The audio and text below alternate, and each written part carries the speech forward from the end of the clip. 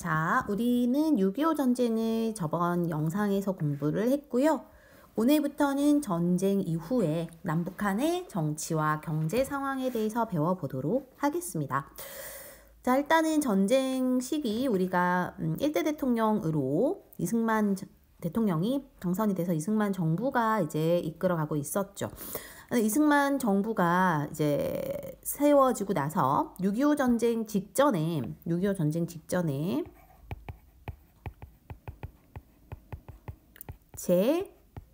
제2대 국회의원 선거를 해요.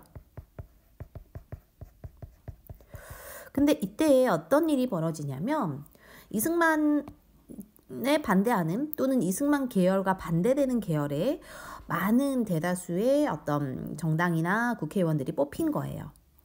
그래서 이승만 정부의 비판적인 그런 사람들이 다수 당선이 되다 보니 굉장히 위기의식을 느꼈어요. 그러니까 첫 번째는 반 이승만 계열이 많이 뽑혔고 당선. 두 번째는 이승만이 또 좀 이상한 짓들을 많이 하는 거야. 나쁜 짓들을. 국민방위군 사건과 국민방위군 사건은 뭐냐면요. 이제 방위군이 민방위 같은 건데 어쨌든 예비군이거든요. 이걸 편성하기 위해서 방위군이라는 걸 만들었는데 이 방위군을 만들어 놓고는 고위 장교들이 이들한테 제대로 보급을 해주지 않아가지고 이들이 많이 죽었어. 그런 게 국민방위군 사건이라고 하고요. 또 거창 양민학살 사건. 이승만은 알려진 바로도 양민을 많이 학살했다고 나오거든. 어쨌든 나쁜 놈이에요. 내 생각이에요. 잡혀가려나? 아무튼 그러다 보니 이러한 배경 속에서 이승만이 다시 집권하기는 좀 힘들어 보였던 거야. 그러니까 우리가 지금까지 앞에서 배웠던 바에 의하면 대통령이 간선제로 뽑혔잖아요. 간선제가 간접선거였지. 그러니까 자기들끼리 체육관에 모여서 뽑았단 말이야. 근데 처음엔 그렇게 해서 이승만을 뽑혔는데 이러이러한 흐름을 보니 자기가 간선제를 못 뽑힐 것 같은 거지. 그래서 이승만이 보세요. 이승만 반대 세력이 국회에 다수 진출해 있었고 국회의 현재 상태의 간선제도, 간접선거로는 당선이 힘들어 보여서 이제 어떤 짓을 하냐. 대통령 직선제를 하자라는 개헌을 실시하게 됩니다. 그게 바로 발췌 개헌이에요. 좀 더 구체적으로 얘기를 하면 대통령 직선제 포함해서 양원제라는 거는 현재 미국의 의회 제도라 보면 돼요. 그러니까 상원 의원 같이 이렇게 나뉘어져 있는 거야. 우리나라에서는 이게 지금 민의원과 참의원으로 구성한다. 이러한 이제 개헌을 이렇게 하거든요. 실제로 이 말이 나오면 이게 양원제구나라고 이해를 하면 되는 거야. 그죠?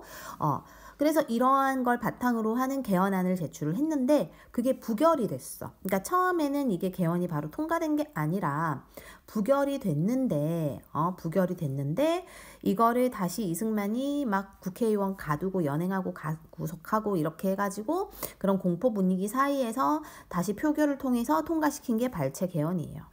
어쨌든 이게 먼저 나온 거예요. 1952년에. 그죠?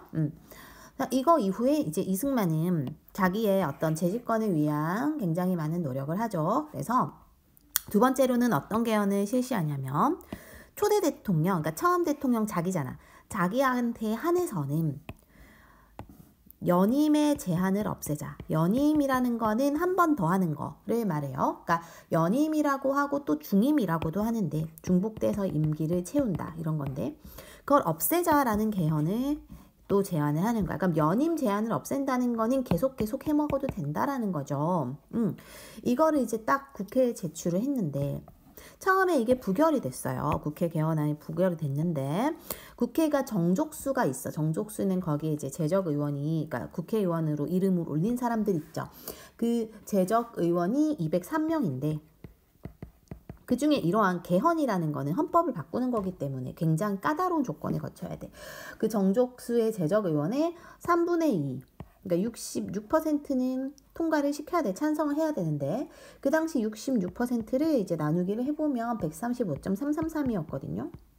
그러니까 136명이 돼야 된다는 거지, 통과하려면. 근데 이 지금 그 당시에 한 표가 부족했어. 135표가 찬성했거든. 그러면 이게 이제 원래는 통과를 못하죠. 0.3이 어쨌든 사람이 이게 남아 있으니까, 그죠? 근데 이거를 4,4,5입이라고 해서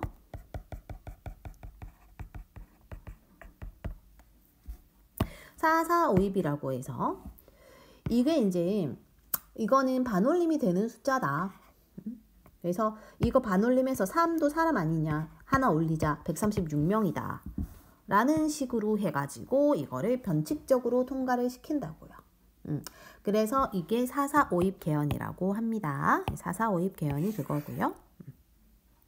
여튼 그렇게 되다 보니 이제는 자기가 계속 해먹을 수 있는 발판도 마련을 했죠. 그래서 이제는 장기 집권의 토대를 마련하고 민주주의의 어떤 정신이 크게 훼손됐다라고 하는 겁니다. 자, 이 두 차례의 개헌의 순서를 기억해야 되고 내용도 기억을 해야 합니다. 알겠죠? 그리고 먼저 2년 전에 나왔고 2년 후에 이거를 하는 거예요. 그래서 개헌 이후에 이제 선거가 실시되거든. 근데 개헌 이후의 선거는 당연히 분위기가 엉망진창이겠죠. 이런 상황에서 지금 선거를 하다 보니 어떤 일이 생기냐? 어머, 왜 이래? 개헌 이후의 선거는 이제 부통령 선거를 하거든요. 그래서 일단 두 개를 해요. 3대 대통령 선거랑 4대 부통령 선거를 하거든. 선거를 하는데 이제 그 당연히 이승만은 대통령 선거니까 후보자로 나갔고, 그다음에 이제 부통령 선거에는 원래는 뭐 초대 대통령의 부통령이 뭐 이시영이라든지 뭐 김성수라든지 이러한 부통령 후보들이 많이 있었는데 모두 다 사퇴를 했어요. 사퇴를 하면서 이제 그 남아있는 후보들 중에서 이제 장면이라고 하는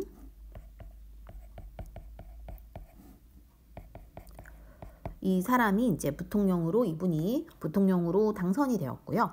그 다음에 이제 원래 대통령 선거에서는 후보가 저쪽에서 그 민주당 쪽에서 후보가 있었거든요. 근데 그 후보 이름이 신미키라는 후보인데 그 후보가 전라도의 유세를 가는 길에 갑작스러운 심장마비로 사망을 해요. 그러니까 이상하게도 이승만의 정적 라이벌들은 많이 죽어요. 왜일까?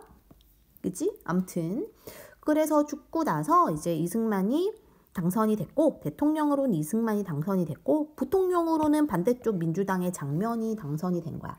그리고 대통령으로 자기는 선거가 그러니까 후보에 올라서 당선이 됐지만 조봉암이라는 사람이 그 전에 당선되기 전에 조봉암이라는 사람이 굉장히 약진하고 있었어요.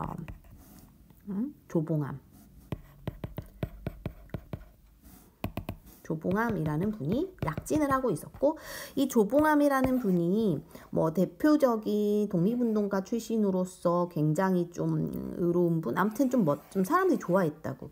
그러다 보니 생각보다 많은 표를 얻어서 강력한 경쟁자로 되다 보니 자기가 생각보다 고전을 하고 있었단 말이지. 그래서 이승만은 조봉암을 간첩으로 몰아서 국가보안법을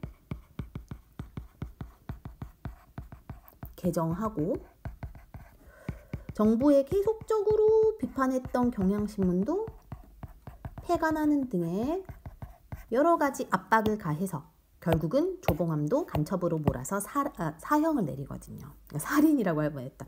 뭐 살인이기도 하죠. 어쨌든 그렇게 하다 보니 이제 자기가 대통령이 되긴 했는데 정적도 이제 없애고, 그죠? 없애고 대통령으로 이제 올라가게 되는 것이지. 이 이후에도 자기 계속 좀 불안하니까 여러 가지로, 그래서 이제 마을 사람들도 국민반이라는 걸 만들어 가지고 주민들을 막 감시하기도 하고, 그리고 막 학생들을 불러 모아가지고 학생들에게 이제 반공 걸기 대회, 공산당을 반대하는 그런 대회를 참여하게 하는 등의 다양한 어떤 반공 체제를 강화하면서 자신의 세력을 유지하고 통제하려고 했어요. 자, 지금 이만큼을 정리했는데 잠깐 뒤로 갔다 와야 돼요. 자, 잠깐 뒤로 갔다가 옵시다. 자, 이게 이제 이승만 정부에 이어지는 내용이거든. 자, 지속적인 경제 성장을 이룩하던데, 이승만 정부 시대 때 이제 전쟁 피해를 복구를 원조 경제, 그러니까 도움을 많이 받아서 했거든요. 특히나 미국의 원조로 전후 복구 사업을 많이 실시를 했는데, 미국이 우리가 원했던 거는 따로 있었어요. 우리가 지원을 받고 싶었던 부분은 당연히 철강이라든지 뭔가 산업의 기반이 될 수 있는 그런 거 있잖아. 기계라든지 이런 생산재의 지원을 원했지만 미국은 그런 거를 지원해 주진 않았고 잉여 농산물을 지원을 해줬거든. 대표적인 잉여 농산물이 밀, 원당이라는 건 이제 설탕 같은 거에 원자재가 되는 당이에요. 면화 이런 것들을 이제 지원을 해줬단 말이지. 그래서 이걸로 이제 밀을 잘 이렇게 갈아서 밀가루 만드는 걸 제분 산업이라 하고, 그 다음에 원당은 설탕 만드는 제당 산업, 면화는 면방지 산업이고, 이걸로 지금까지 큰 기업이 CJ라는 거야. CJ 올리브영 있는 그 기업이 제일모직이었거든, 예전에. 이런 식으로. 아무튼 이게 다 색깔이 하얘가지고 우리는 이 산업을 삼백산업이라고 합니다. 세 가지의 하얀색, 하얀 거 산업이라고 하거든요. 어쨌든 요걸로 이제 우리나라가 많이 좀 뭐라 그래야 되지? 나름대로 성장을 하려고 노력을 했는데 이걸로 이제 식량난이 좀 해소가 되고 다양한 노력을 하게 됐어요. 그래서 사실은 생산재 산업을 발달시키고 싶었지만 소비재 산업이 좀 더 많이 발달을 하게 되고, 소비재라는 거는 이제 그 원자재로 만드는 게 아니라 원자재로 이후에 뭐 물품 같은 거 만들어서 파는 거 있지. 사람들한테 직접적으로 파는 산업, 그런 것들이 이제 성장을 하게 되었고요. 그렇지만 미국에서 이러한 것들이 들어오다 보니 우리나라의 농산물 가격이 굉장히 많이 떨어졌어요. 좀 더 이렇게 싼 미국에 들어오니까 우리나라의 농산물 가격 많이 떨어지고 면화라든지 이런 거 굉장히 타격을 많이 받았어. 그래서 농촌 경제가 굉장히 힘들어져서 농민들이 일자리를 많이 잃었거든요. 그래서 이 이후에 농민들이 일자리 없어지니까 어디로 와? 도시로 오겠죠. 그래서 이제 도시로 인구가 유입되고 몰리다 보니까 도시에 이제 여러 가지 뭐 문제도 생기고 산업도 발전하게 되고 문제도 생기기도 하고 그런 일들이 생겨나게 됩니다. 그리고 이제 여기에는 없는데 하나 더 쓰자면, 여기 없죠? 이쪽에 하나 더 쓰자면 이승만 정부 시대 때 대표적으로 했던 것이 바로 귀속재산을 처리하는 귀속재산 처리법이었거든요.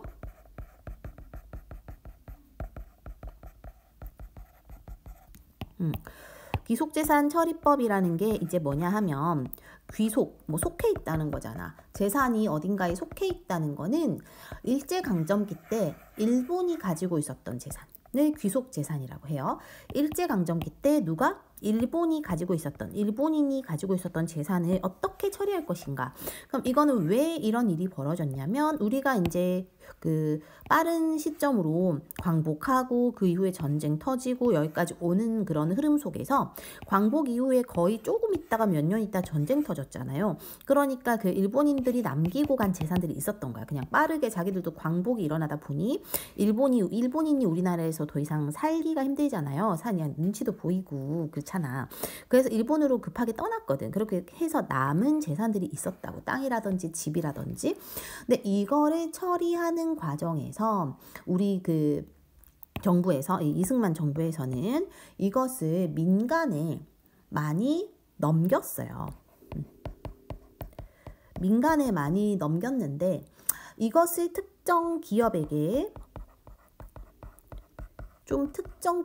몰아주다 보니 이후에 우리나라에 지금의 현재의 재벌이라고 불리는 정경유착의 문제가 생긴다든지 이러한 거에 기원이 되는 거지. 어쨌든 이런 말이 나와도 이게 이승만 정부 시대인 것이구나를 알면 되겠습니다. 그 그다음에 보통 학교에서 북한에 대해서는 잘 안 배우지만 혹시나 해가지고 여기 나와 있는 거를 그냥 살짝 얘기를 하고 넘어가면요.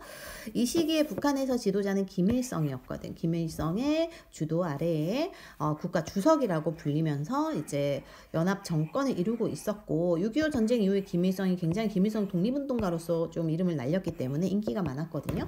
그래서 이제 자기가 이 김일성도 이승만하고 비슷한 게 자기 정적을 막 다 죽여요. 그래가지고 권력 기반을 강화하고 그리고 각지에다가 자신의 동상을 세우는 등의 좀 우상화 작업을 거쳐요.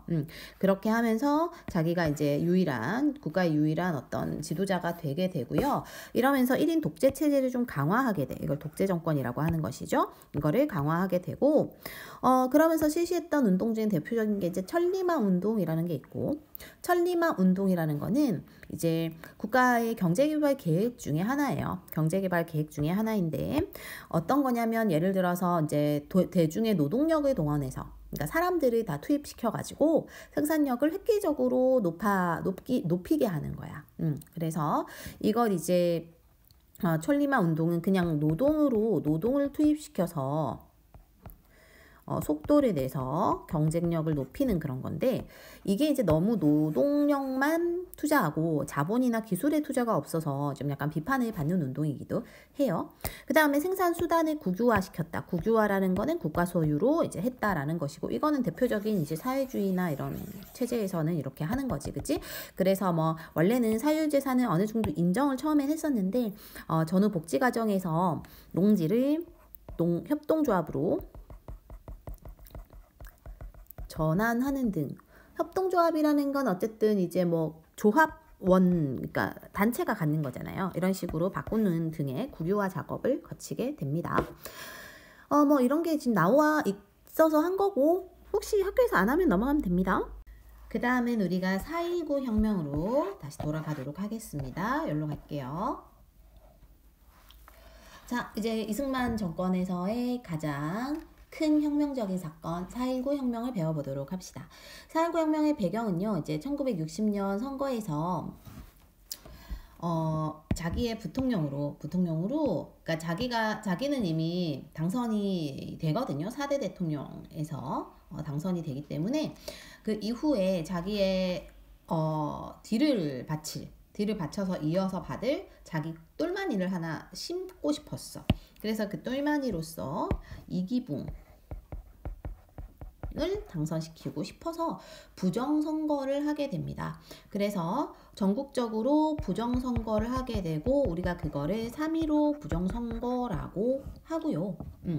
그 결과에 이승만이 100%에 가깝게 당선이 돼, 찬성으로. 근데 이게 말이 안 되잖아요. 민주주의 국가에서 어떻게 100%가 그렇게 공산주의도 아니고, 그지? 그래서 나중에 이 득표율을 오히려 낮추기도 하고 뭐 이런 진짜 웃기지도 않은 일이 벌어지고 막 그래요. 어쨌든 이렇게 이제 부정선거가 이루어졌다는 것을 여러 가지로 이제 사람들이 알게 되거든요. 뭐 공개 투표를 한다거나 투표함을 바꾼다거나 이런 것들을 다 알게 되면서 이제 3월 15일에 부정선거를 반대하는 선생님 고향인 자랑스러운 마산에서 반대 시위가 막 일어나고 그럽니다. 그래서 이제 규탄하는 시위가 일어나자 당연히 이제 경찰에서는 발포를 하고요. 그러니까 총을 쐈다는 거지.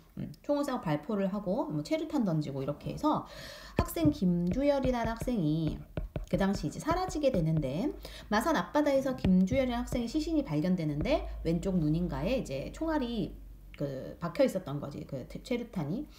그래서 그거가 이제 올라오게 되면서 마산 앞바다에 떠오르게 되면서 사람들이 막 이제 화가 나서 막 이제 막 데모가 일어나고 분노가 폭발하게 됩니다. 그래서 처음에는 이승만 정부가 이것을 공산당이 했다 이런 식으로 막 여론을 몰아가요. 그래서 공산당 빨갱이들이 했다라는 식으로 조정을 하지만 뭐 사람들이 그걸 믿지 않았고 시위가 더 확산이 되고 고려되나 이런 식으로 이제 올라가서 전국적으로 확산이 되게 됩니다. 그러다 보니 이제 이 시위가 너무 격화되자 정부는 계엄령을 선포해요. 계엄령이라는 국가 비상사태를 말하는 것이고 계엄령이 선포가 되면은 국민들의 뭐 어떤 의지나 여러 가지 인권이나 이런 게 막 국가가 막 누를 수가 있거든. 그래서 계엄령을 선포하고 이제 진압을 하려고 많이 노력을 하지만 대학 교수들조차도 이제 시국선언문이라고 해서 시국 선언문. 이거 문제가 있다, 이건 아니다, 이런 식으로 이제 글을 다 올리고 하면서 이제 참여를 하게 되면서 이제 여론이 완전히 그냥 뭐 돌아서게 됐죠. 그래서 이승만 대통령이 마침내 이제 물러나게 됩니다. 그걸 하야라고 해요. 그 이후에 이제 미국으로 가게 되고요. 이 4.19 혁명의 의의는 어쨌든 학생과 시민이 모두 힘을 다 합쳐가지고 그 당시 독재 정권이었던 이승만을 무너뜨린 최초의 민주혁명이었다는 거. 그래서 우리나라 민주주의 발전에 크게 기여해서 기초를 세웠던 운동이다 라고 우리가 평가를 합니다. 그래서 헌법에도 4.19 혁명으로 처음으로 시작을 하기도 하고 대표적으로 굉장히 우리가 자랑스럽게 생각하는 역사 중에 하나예요. 그 다음에 이승만이 사라지고 나서는 이제 그 다음으로 이어받은 정부가 장면 정부였고, 장면이 이제 왜 아까 앞에서 나온 그 부통령 어쩌고저쩌고잖아, 그치? 장면 내각이라고 해요. 어쨌든 이 장면 내각은 장면 정부 내각이라고 하는데, 왜냐하면 내각 책임제였거든요. 그러니까 뭐 내각 책임제는 국회의원들이 좀 다수가 되어서 나라를 이끌어가는 그런 거를 말해요. 그래서 이때 이제 헌법이 개정이 되는데 헌법이 내각 책임제를 기반으로 하는 내용으로 바뀌어요. 그러니까 내각 책임제 아까 말한 것처럼 이제 국회의원들이 나라 이끌어가는 것이고, 양원제를 또 기반으로 해요. 아까 말한 것처럼 상원 하원 느낌. 그래서 이제 총선거에서 장면을 국무총리로 하면서 이제 장면 내각이라고 하는 게 이제 이끌어가게 되고, 그리고 새로 구성이 된 그런 어떤 국회에서는 대통령으로는 윤보선 대통령으로 뽑고, 윤보선이 이제 장면을 뽑으면서 이제 장면 내각이 출범을 하게 돼요. 그래서 처음에 장면 내각은 그 당시에 했던 이제 뭐 이승만이 했던 그런 여러 가지 정치들을 좀 청산하기 위해서 많이 노력을 했어요. 그래서 독재 정치를 했던 그런 흔적을 청산하기 위한 법도 만들기도 하고, 경제 발전을 위한 노력도 많이 하고, 부정선거 관련자도 처벌하려고 노력하고, 또 뭐 경제개발 5개년 계획이라는 게, 이게 뭐 박정희가 처음 했다고 알고 있는데 장면 내각에서 처음으로 이런 거를 계획을 짜거든. 이런 걸 마련을 했습니다. 하지만 내부에서 좀 분열도 많았고요. 또 여기저기서 많은 이제 민주화 요구가 있었는데 그런 것들을 제대로 받아들이지를 못하고 국정을 안정적으로 운영하지 못하고 파벌이 나뉘어졌다. 이러한 단점과 비판을 받습니다. 자, 그 다음 올라갈게요. 자, 이제 박정희 정부가 나오게 됩니다. 자, 4.19 혁명 이후에 아까 그 여러 가지 뭐 장면 내각이나 이렇게 나라를 이끌어가려고 했지만 나름대로 이제 군부 내에서도 불만이 좀 많았어요. 그래서 박정희를 대표로 한, 박정희가 중심이 된 군사 정변 세력, 그러니까 쿠데타 세력이라고 하거든. 영화도 있었죠, 서울의 봄이라고, 그죠? 어쨌든 이런 군사 정변 세력이 국가 재건을 내세우면서 군정을 실시하거든요. 그래서 우리가 이거를 5.16 군사정변이라고 해요. 5월 16일에 일어났고 정변을 일으켜서 정권을 잡게 됩니다. 그래서 국가재건 최고회의를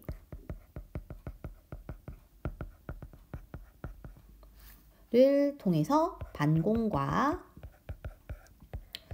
국가를 재건을 내세우면서 국가재건 최고회의라는 거를 구성해서 군정을 실시해. 군인들이 나라를 다스리는 정치를 말해요.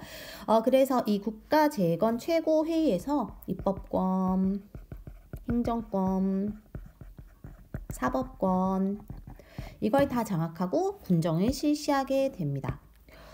처음에는 되게 이제 좀 민심을 얻기 위해서 좀 폭력배도 처벌하고 부채도 탕진해주고 뭐 이런 것들을 하는데, 나중에 이제 그 군사 정부가 중정이라고 해서 중앙정보부 같은 거를 설치해 가지고요.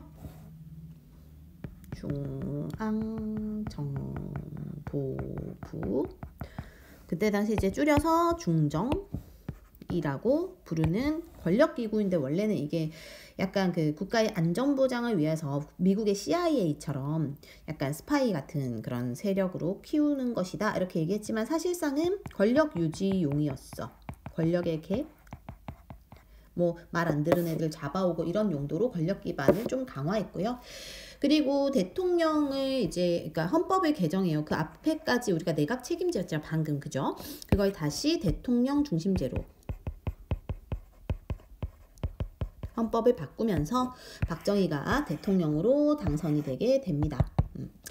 그래서 5대 대통령으로 박정희가 이제 선거에 출마해서 당선이 되게 됩니다.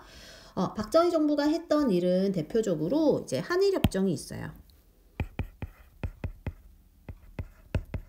한일협정이 한국과 일본이 당연히 이제 뭐 조약 맺는 거잖아. 그래서 이제 한국과 일본의 동맹을 동맹 체제를 구축하기 위해서 국교를 정상화한다. 뭐 이런 거였는데 실제로 이게 굉장히 많이 비판을 받았던 것 중에 하나는 일본의 식민지 지배에 대한 사죄와 배상이나 문화재 반환 등에 대한 약속이 거의 없이 그냥 진행이 된 거야. 그래서 이건 굴욕 외교다, 이건 잘못되었다 이런 식으로 대규모의 반대 시위가 일어나. 이걸 6.3 시위라고도 하고요.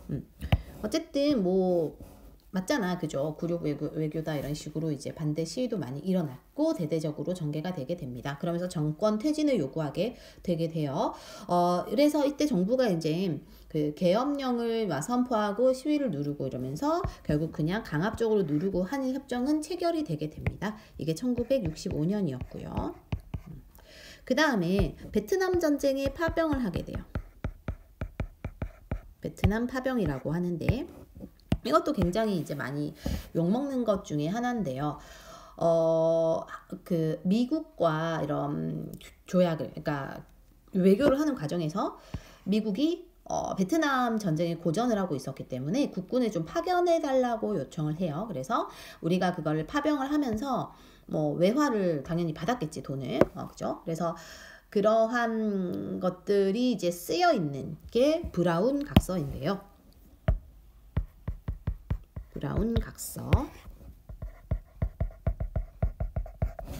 그래서 그 브라운 각서에는 뭐 우리가 미국으로부터 뭐 차관을 받는다, 경제 발전을 위한 차관을, 그러니까 돈을 받는 거지, 외화를. 그래서 실제로 뭐 경제에 좀 도움이 되긴 했지만 어쨌든 이게 많은 젊은이들의 희생으로, 그리고 전쟁에 나가서 또 그 많은 고엽제라고 하죠. 그런 후유증도 많이 얻어서 오셨거든요. 좀 많이. 그래서 그러한 좀 비판을 많이 받긴 해요. 어쨌든 많이 희생도 됐고, 그리고 또 베트남에서는 우리나라 군인들이 또 막 양민학살도 많이 하게 되고, 또 라이따이안이라고 해서 혼혈아 있죠. 네, 놓고 그냥 다시 한국으로 자기만 쏘고, 대부분 그 혼혈 아이들은 거기서 그냥 차별을 많이 받고 자라서 그것도 굉장한 사회 문제가 되기도 했거든요. 이런 것들을 다 파생시킨 전쟁 파병이다 라고 하면서 좀 많이 비판을 받는 부분이기도 합니다. 그 다음에 이제 장기 집권을 이제 꾀하는 거는, 자기가 이제 대통령 한번 하고 나니까 대통령 뭐 또 계속 하고 싶죠. 그래서 1967년에 처음에는 그냥 자연스럽게 자기의 힘으로 대통령이 다시 선출이 되게 돼요. 그래서 대통령이 선출이 되고 나서는 이제 다양한 또 반공을 내세워가지고 반공태세 강화 이런 걸로 이제 장기 집권을 도모하게 되는데, 자기가 이제 3선까지도 개헌을 해가지고 3선 개헌을 해서 이제 대통령으로 한 번 더, 세 번째로 연임을 해서 대통령이 되게 됩니다. 이거는 3선 개헌이 뭐냐면 대통령 3회에 한해서 연임을 허용하자는 거거든. 그러니까 재선 3선까지 해서 대통령 되면 하게 하자, 뭐 이런 거거든. 그래서 3선 개헌으로 장기 집권을 꾀하게 됩니다. 그래서 이때 이제 대통령 되고 나서는 굉장히 독재를 많이 하게 돼요. 이 대통령 3선을 할 때 굉장히 고전을 좀 했거든요. 왜냐하면 그때 라이벌이 김대중 예전 대통령이셨거든. 그래서 그런 거 이후로 자기가 이제 또는 못할 것 같고, 그러니까 이 이후에 영구 독재를 위해서 체제를 구축하게 돼요. 그게 바로 유신 체제야. 영원히 독재를 하기 위해서 만든 체제가 바로 유신 체제라고 보면 되고요. 여기 보면 배경이 야당의 의석수가 많았고, 야당은 뭔지 알죠? 대통령을 지지한 정당이 아니라 대통령의 반대쪽에 있는 당을 야당이라고 해. 그래서 야당의 의석수가 많았고, 또 경제적으로는 좀 위기가 있었고, 그 다음에 또 냉전은 좀 완화되는 분위기였어요. 그러니까 냉전이 뭐 너희 뭐 아는 애들 알겠지만 미국과 소련의 대립 상태를 말하는데, 우리나라는 당연히 미국 쪽이잖아요. 북한이 소련 쪽이겠지. 근데 이 두 나라가 완화를 하거든. 닉슨 독트린 뭐 어쩌고저쩌고 해가지고 세계사에서 나오는 건데, 어쨌든 그러다 보니 반공을 내세우기가 또 애매해진 거야. 자기는 반공으로 거의 대통령이 된 건데, 그러다 보니 이제 안 되겠다, 내가 이런 걸 대비해야겠다라는 생각으로 영원히 또 집권을 하기 위해서는 유신 체제라는 걸 만들어야겠다. 그래서 새로운 헌법을 선포해요. 그게 유신 헌법이라고 합니다. 그래서 그 유신 헌법은 어떤 내용을 담고 있냐? 통일주체 국민회의에서 간선제로 대통령을 뽑는다라는 거야. 그러니까 이제는 국민의 그런 또 여론으로는 힘들어 보이고, 간접 선거로 지가 이제 지지한 애들 모아놓고 뽑는 거겠지. 그렇게 해서 중임 제한은 없고, 중임 제한이 없다는 게 뭐야? 제한 없이 중임을 할 수 있다는 거는 영원히 해먹을 수 있다는 거잖아요. 그죠? 그래서 이게 이제 종신집권이라고 이제 얘기를 하는 거고, 그리고 대통령은 6년의 임기를 지닌다. 뭐 이런 거 담고 있는 거예요. 그리고 유신 체제에서는 어쨌든 대통령의 권한이 어마어마하게 커진 거야. 어마어마하게 커져서 어느 정도까지 커진 거냐면, 대통령이 국회의원의 3분의 1을 뽑을 수 있고요. 국회가 마음에 안 들면 국회를 해산도 할 수 있어. 그리고 대통령에게 긴급조치권이란 거를 이제 제공을 해주는데, 긴급조치권이 또 뭐냐 하면 어떤 특정한 앞에 나왔던 왜 계엄령 이런 거보다도 더 과하게 초법적인 권한으로 어떤 인권이나 국민의 권한을 누릴 수 있는 걸 말해요. 그래서 이거를 이제 통해서 자기한테 대드는 애들, 아니면 나라에 반대하는 데모나 이런 것들을 다 진압하거든요. 그래서 요런 게 담겨 있는 게 바로 유신 체제다 보니, 유신 헌법이다 보니, 이거를 반포하자마자 바로 이제 반대 운동이 많이 여기저기서 일어나요. 그래서 이제 각계각층에서 반대 운동이 일어났는데, 이 당시에 이제 대표적으로 반대를 했던 분이 이제 김대중 전 대통령, 일본에서 반대를 이제 언급하다가 막 갇혀가지고 막 완전 그냥 거의 죽을 뻔했던 일도 있었고요. 그리고 뭐 장준하 선생님, 뭐 이런 분들도 서명운동 이런 것도 하시고, 이런 각계각층에서 반대 운동이 많이 일어나요. 하지만 이것을 당연히 박정희는 긴급조치를 발표해서 탄압을 하게 되고요. 그리고 이제 학생들도 막 당연히 데모를 많이 할 거 아니야, 그지? 근데 그러한 정부를 향한 비판을 막 빨갱이다 이런 식으로 이제 만들어가지고 막 학생들을 구속시키고 기소하고 막 재판에 넘기고 이렇게 했어요. 그래서 이제 많은 사건들이 있어. 뭐 인혁당 사건이라고 하는, 인혁당이 뭐냐 하면 이제 인민혁명당이거든요. 그래서 인민혁명당이라는 간첩단이 있다. 이걸 만들었다, 누군가가. 이거를 이제 조직해서 사람들 다 여기 엮어가지고 너도 인혁당이지 이런 식으로 엮어서 너도 빨갱이지 이렇게 해가지고 다 사형을 시켜버린 거다. 20시간 만에. 근데 이것도 이제 최근에 2000년 들어서서 이거에 대해서 다시 재평가를 하고 이런 게 있었는데요. 아무튼 많이 조작 같은 걸 많이 했어요. 그래서 민주화 운동을 많이 탄압을 했고, 그래서 3.1 구국선언이나 이런 게 막 일어나면서, 그리고 선생님의 자랑스러운 고향 부산과 마산, 부마 항쟁 이런 게 일어나면서 이제 전국적으로 많이 좀 들끓게 됩니다. 그래서 이제 3.1 민주구국선언이라는 거는 이제 3월 1일에 나라를 구하기 위한 선언이다 뭐 이런 건데, 명동성당에서 이제 그 많은 재야 정치인이라든지 아니면은 또 명동 성당은 천주교잖아요. 천주교 신부님이라든지 이런 분들이 이제 그럼 선언을 하는 거야. 굉장히 유명하고 멋있는 선언이고요. 그리고 부마항쟁은 뭐 말한 것처럼 부산과 마산에서 저항을 했던 운동이고, 이런 저항을 하게 되고 이러면서 이제 박정희 대통령의 그런 정치적인 그런 생명이 거의 좀 약간 위기가 있었죠. 그러고 나서 이제 박정희는 피살이 됩니다. 10월 26일에 12.6 사태라고 하는데, 이건 이제 그 김재규라고 하는 자기를 지키는 그런 보디가드 같은 그런 애한테 죽은 거죠. 우리 조상님이에요. 아무튼 그렇게 해서 유신이 끝나게 됩니다. 여기서 선생님이 YH 이런 거 빼먹었는데 그런 거 교과서 보고 한번 정리해주면 좋을 것 같아. 자, 그래서 12.6 사태 이후에 우리나라가 이제 좀 또 위기가 생겼겠죠. 근데 시민들 사이에서는 유신이 끝났고 박정희도 죽었으니까 민주주의가 실현될 거라는 기대가 있었어. 우리가 그런 기대와 꿈을 안고 있었던 것을 우리가 그 사람들이 이제 희망이 가득 차 있었다고 보면 되죠. 그런데 그 잠깐의 그 시기에도 다시 그 틈을 전두환이라고 하는 다시 군인 세력이 나라를 잡게 되고, 이거를 우리가 서울의 봄이라고 합니다.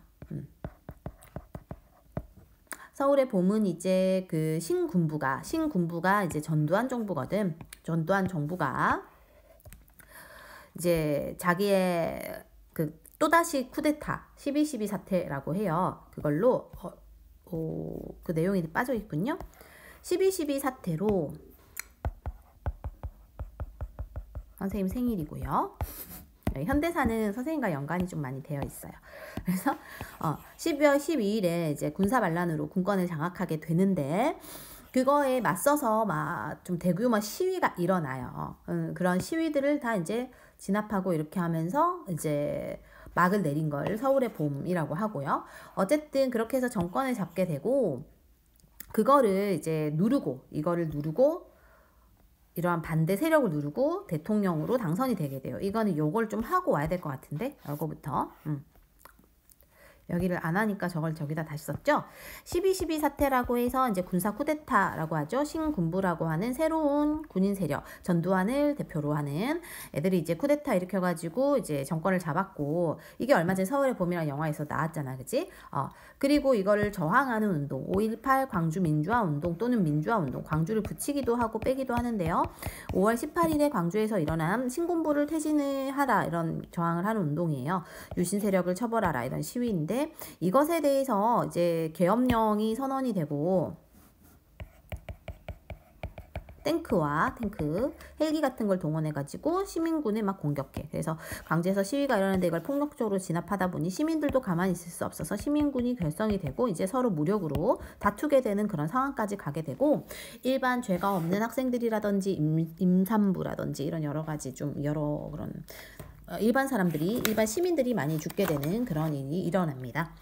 이 운동은 1980년대 민주화 운동이 밑거름이 되었다라고 평가하는 굉장히 대규모의 대단한 운동이고요.